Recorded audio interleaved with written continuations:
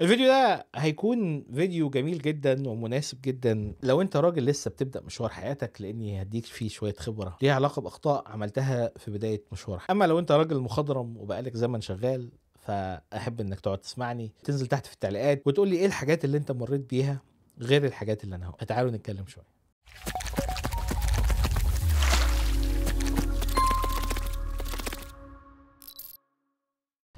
السلام عليكم ورحمة الله وبركاته. أهلا بيكم في فيديو. أنا يحيى، مهندس برمجيات، بقالي 15 سنة بشتغل في برمجة الموبايل. أعيش في نيوزيلندا الجميلة، اشتغلت لفترة طويلة جدا، وجاي أقول لك النهاردة خوازيق العمل المهني. في قصة دايما بفتكرها، كنا شغالين على ومشروع كان ضخم، وكنا بنعدل حاجات في الابليكيشن، والمشروع ده كان فيه فلوس كتير قوي هتضيع لو في حاجة اتعملت فيه غلط.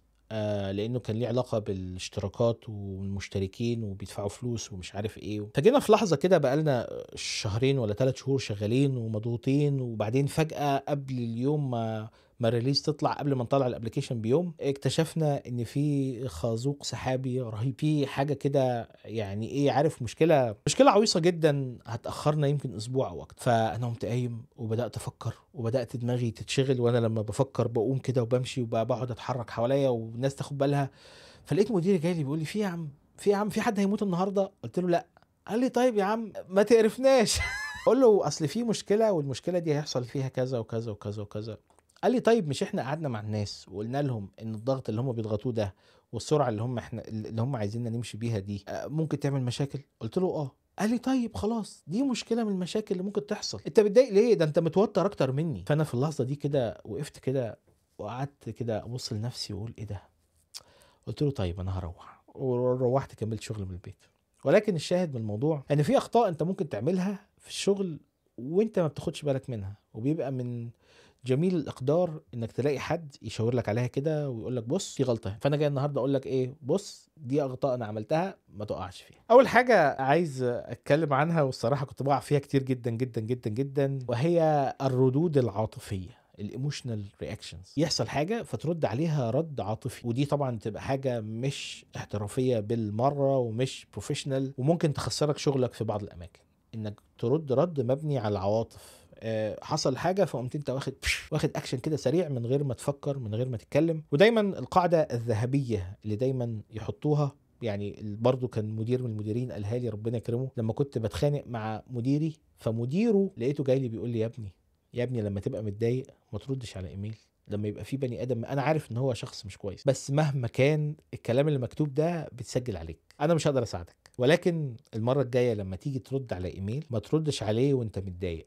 دلوقتي جالك ايميل، فتحته لقيت الراجل بيشتمك، ماشي خلاص، قوم قافل الايميل ونام. مش هتعرف تنام؟ قوم يا عم اعمل اي حاجه، اتفرج على الفيديو اللي فات واحنا بنتكلم فيه عن ازاي تشحن طاقتك وازاي تتخلص من الافكار السيئه، واختار لك حاجه اعملها. المهم انك ما تردش على الايميل، ما تردش على الايميل السيء في ساعه، تسيبه يخمر كده، تمخمخ فيه، الافكار تبدا تطلع، تبدا تاخد بالك من حاجات انت مش واخد بالك منها.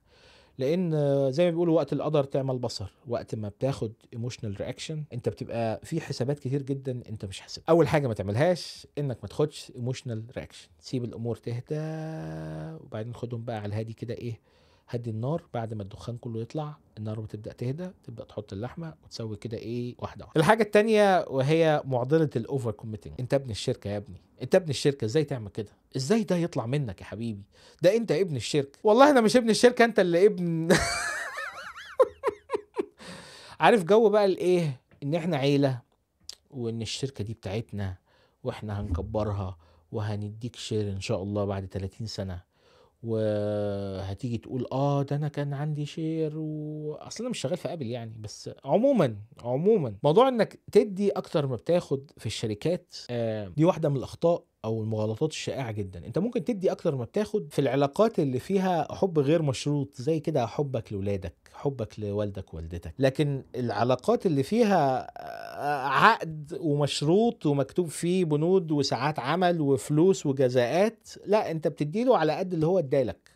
والله لو هو راجل كويس وبيكرمك وهو بيديك اكتر من اللي في العقد وانت بتديله برضو اكتر من اللي في العقد وانتوا الاتنين متفقين، يعني في اتفاق ضمني او اتفاق اخلاقي كده ان انتوا بتريحوا بعض، فماشي حلو. لكن بقى جو ان انت ايه، يعني انا كنت بشتغل في شركات صراحة قعدت فترة طويلة جدا ما باخدش اجازة.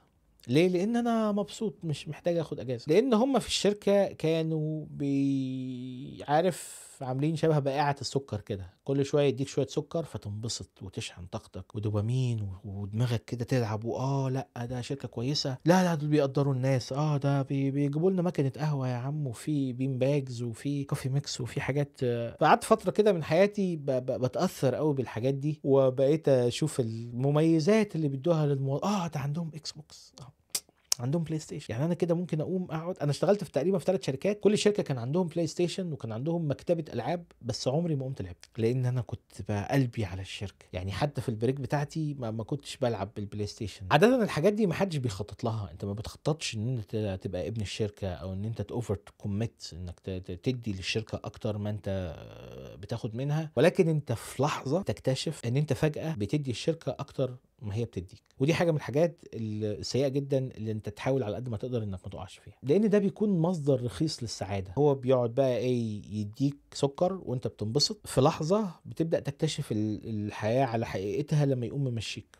طب فين بقى ابن الشركة، وفين بقى ده انت يحيى، وده انت اللي على الحجر، وتعالى وهديك 100,000 جنيه وكل الكلام ده. وأول ما اتزنق وأول ما بقاش في فلوس قال لك لا خلاص مع السلامة. فلازم تخلي بالك دايما وحط في دماغك ان انت مش ابن الشركة، انت ابن ابوك وامك. الهايبر فوكس يا عزيزي، الناس الهاي اتشيفرز، الناس اللي بينجزوا وبيحبوا شغلهم وبيشتغلوا كويس جدا جدا جدا جدا جدا، بيخشوا في حاجة تعرف باسم الهايبر فوكس. لما بتشتغل في حاجة انت بتحبها قوي، عمرك كده كنت قاعد في الشركة وفجأة لقيت الساعة 12؟ عمرك كنت قاعد مركز في حاجة قوي وبعدين اكتشفت ان انت لا صليت ولا اكلت ولا عملت اي حاجة في حياتك النهاردة؟ خصوصا الناس اللي بتشتغل من البيت، انت لو شغلت في بلد ما تسمعش فيها الاذان ممكن في لحظة كده تلاقي ايه ده عدى 4 ساعات وانا قاعد ما قمتش من على المكتب. موضوع الهايبر فوكس ده موضوع رائع وجميل ان هو بيخليك تنجز، ولكن في نفس الوقت هو بينسيك حاجات كتير جدا، لدرجة ان هو ممكن ينسيك من كتر ما انت مركز حاجات مهمة زي انك تحجز اجازاتك. في ناس من كتر ما هي بتهايبر فوكس، من كتر ما الشغل جميل وهم بيحبوا الشغل، ممكن تبقى بيئة العمل سيئة ولكن هو بيحب النوع ده من الشغل. انا بحب احل مشاكل، انا بحب اشوف كده يبقى في مشكله واحلها، دي هي الجايزه اللي انا باخدها، دي هي الريورد اللي انا بنبسط بيها. فيبقى قلبك على الشغل قوي، تبقى تعبان وتقول لا انا هنزل اشتغل. تبقى المفروض انك عندك اجازات وتقعد تاجل تاجل تاجل انك تاخد اجازاتك وما تخططش اجازتك، وفي الاخر ينتهي بيك الامر انك تقوم واخدها اجازه مرضي، لان انت من كتر ما ركزت قوي في الشغل ونزلت في اللوب الممتعه جدا بتاعت الهايبر فوكس دي، انت نسيت كل حاجه. والموضوع ده ما بيحصلش في لحظه او ما بيحصلش في يوم، لا برضو بيحصل على مدار الزمن. بعد 6 شهور تكتشف ان انت ده انا مركز قوي وفي حاجات تانية كانت تحصل حواليا. فدي نقطه من النقط المهمه لازم تاخد بالك منها لو انت بتحب شغل، ان كتير هتلاقي شغلك بينسيك حاجات اساسيه انت كان المفروض تعملها وما عملتها. التخطيط السيء والاندفاع، الله انا كاتب كلام رائع. يلا نبني العماره، يلا شغل المواتير، هات الميه، هات الاسمنت، يلا ليط ليط ليط، لخبط لخبط لخبط، ابن العماره. وبعد ما تقوم باني العماره فجاه تكتشف ان انت ما بنيتش الباب. ودي مشكله موجوده مش بس في الاشخاص، دي مشكله موجوده في الشركات. في بعض الشركات بيقوم طالع بفكره جديده ويقول لك يلا اشتغل اشتغل. يا جدعان ما ينفعش، يا جدعان ما يصحش، يا جدعان في اساسيات لازم نمشي عليها، في حاجات لازم نراعيها. يقول لك يا عم مش مشكله يا عم، فين اليونت تيست، فين الانتجريشن تيست، فين اي حاجه، فين البلو برينتس، فين اي حاجه، فين الرسم الهندسي؟ لما تيجي تبني عماره، لما تيجي تبني برج خليفه، انت محتاج رسم هندسي قوي جدا. المشكله ان في مبرمجين او بنايين او عمال بيشتغلوا بالطريقه دي، وفي كمان شركات بتشتغل بالطريقه دي. فالشغل بالطريقه دي يعتبر واحد من اسوأ انواع الشغل مهما كنت بتاخد من فلوس، الا انك لا هتتعلم حاجه ولا هتنجز حاجه، ولما تحصل مشكله انت اللي هتتلام، ولما يبقى فيه مصيبه انت اللي هتروح فيه. فدايما دايما في شغلك لازم ترجع للبيست براكتسز، الاساسيات او الحاجات الستاندردز او الحاجات المهمه. الناس الكهربائيين عندهم ستاندردز، الناس السباكين عندهم ستاندردز، كل واحد لازم يمشي على الستاندر بتاعه، ومش عشان الدنيا مضغوطة واحنا لازم نخلص والعميل وفي شرط جزائي واحنا لازم نسلم هنقوم مبوظين الدنيا. في حاجات احنا ممكن نتهاون فيها، والله هي ممكن تتعمل كذا او كذا، او في حاجات ما فيهاش صح وغلط، اتعملت كذا ماشي، اتعملت كذا ماشي، كله ماشي. ولكن في اساسيات، حاجات في الكور كده، في اللب بتاع الشغل، لو اتعملت غلط احنا كده بنبني على اساس مش. فابدا ابدا مهما كان الوقت مزنوق ومهما كانت الشركه عايزاك تنجز، حاول على قد ما تقدر انك على الاقل تريز النقطه دي، تقول لهم لا مش هينفع، انا مش عايز الشغل بالطريقه دي، او على الاقل انك ترفع الموضوع ده لمديرك او للتيم بتاعك وتقول لهم يا جدعان احنا شغالين غلط، او يا جدعان الشغل الصح بيتعمل كذا، احنا المفروض نعمل كذا. والكلام ده يفضل ان هو ما يكونش كلامك كده مبني من بقك، يعني يفضل ان انت تكون رايح جايب مثلا شويه ريفرنسز، شويه دوكيومنتيشنز، شويه ورق، شويه الكود بتاع الدوله بتاع الكهرباء، ايا كان اللي هو اساس اللي انت جايب الكلام ده منين، وتبدا تقول لهم والله لو اقتنعوا اقتنعوا، ما اقتنعوش انت اخليت مسؤوليتك، وفي ايميل مكتوب بيقول ان انت قلت ان ده غلط. لما بقى الدنيا تتعك فانت تقوم ايه مطلع الايميل وتقول لهم والله يا جماعه انا قلت لكم، انتوا حبيتوا تمشوا شمال، انا قلت لكم نمشي يمين.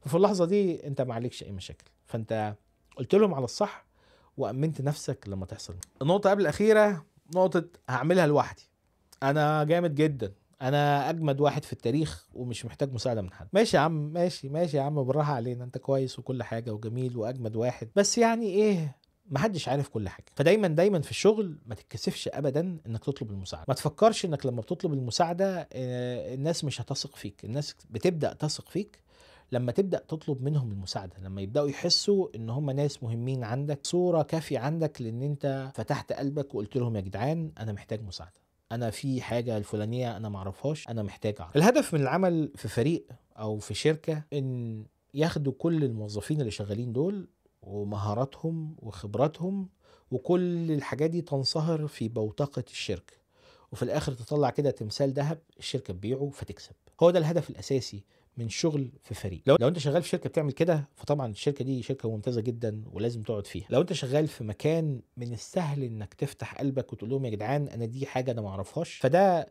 زي ما بيقولوا تبقى سيف سبيس، منطقه كده امنه انت هتتعلم فيها وهتكبر، هي دي المنطقه اللي الناس بتكبر فيها، السيف سبيس. ان لما يبقى في وضع امن ان احنا كلنا شغالين مع بعض، وانا عارف ان في حاجات انت ما تعرفهاش انا اعرفها، وبرضو عارف ان في حاجات انا اعرفها انت ما تعرفها، فلما هنشتغل مع بعض هنطلع بالتمثال الذهب اللي الشركه عايزه تبيعه. لكن لو كل واحد خلاه قافل على المهارات اللي عنده، ولما بيحاول يعمل حاجه جديده بيلبس في الحيطه وهيقوم ملبس الشركه، والشركه هتقفل وفي الاخر كلنا هنبقى. فما تتكسفش ابدا انك تطلب المساعده. النقطه الاخيره وهي اكثر النقاط اللي مزعلاني، ان انا لما بشتغل في شركه باهمل مشاريعي الجانبيه. زي ما قلنا لما بتشتغل في شركه والشركه بتبدا تديك كده مصدر جديد من الدوبامين والسعاده والاحساس بالانجاز، بتبدا تهمل بعض المصادر التانية، المصادر اللي انت كنت معتمد عليها اعتماد اساسي واللي كنت ماشي فيها لوحدك. وبعدين اول ما الشركه تقوم قايله لك مع السلامه مش عايزينك، ساعتها بقى تقوم راجع وتقول ايه حقي برقبتي، انا هرجع تاني للحاجات اللي انا كنت بحب اعملها. فالمشاريع الجانبيه سواء اذا كان عندك بقى فكره مشروع بتبنيه، عربيه بتمشي بالميه، طياره بتطير من غير اجنحه، ايا كان المشروع، حتى لو كان مشروع تخيلي ويصعب الوصول اليه، الا انك شغلك عليه ده بيديك من جواك حافز وبيشحن الطاقه بتاعتك. حاول على قد ما تقدر انك ما تتجاهلش مشاريعك الجانبيه. مشروعك الجانبي ده على فكرة مش شرط يكون حاجة انت بتعملها، ممكن يكون ابنك اللي انت بتهتم بيه وبتوديه النادي مثلا، وبعدين اول ما بتشتغل في شركة والضغط يبدأ يزيد بتبطل توديه عشان انا ما بقتش قادر، في حين ان انت لما كنت بتروح معاه كنت بتنبسط وكنت بتحس بتقضي وقت جميل. ولكن الشركة بقى عملت فيا ومش عارف ايه. المهم مشاريع الجانبية خط احمر، بس مش هقول اكتر. بس يا سيدي ده كان فيديو النهارده، اتمنى ان هو كان مفيد بالنسبه لك. انزل بقى قول لي في التعليقات ايه الحاجات اللي انت وقعت فيها من الحاجات اللي انا قلتها، ويمكن في حاجات تانية انت وقعت فيها انا ما قلتهاش. خلينا نتكلم اكتر في التعليقات، ولحد ما اشوفكم المره الجايه ان شاء الله، اشوفكم بخير والسلام عليكم.